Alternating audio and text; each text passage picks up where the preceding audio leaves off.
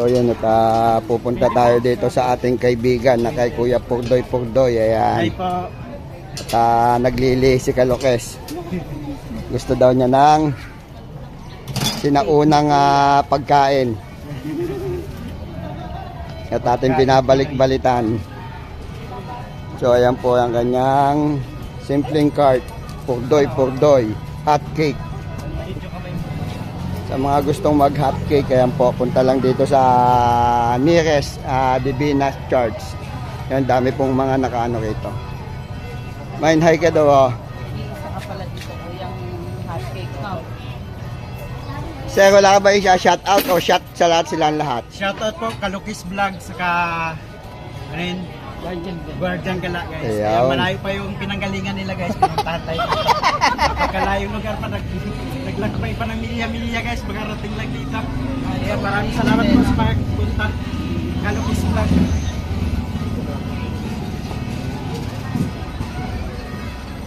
Bili na po kayo.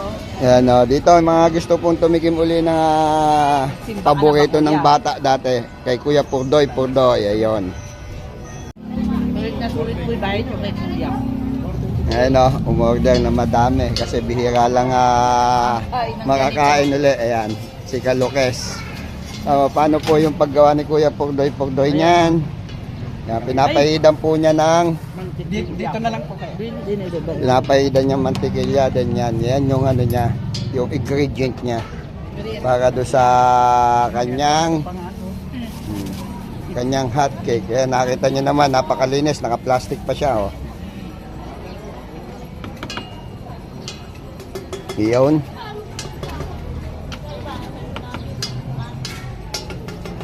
Ganyan lang po ang kanyang pagluto. Simple-simple lang. Oo.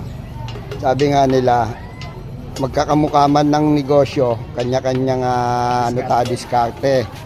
Kaya si Kuya Purdoy, ang diskarte niya puro kabataan dahil yan talaga ay pagkain ng kabataan. Okay, Purdoy, at magpaalam ka na. Ayun.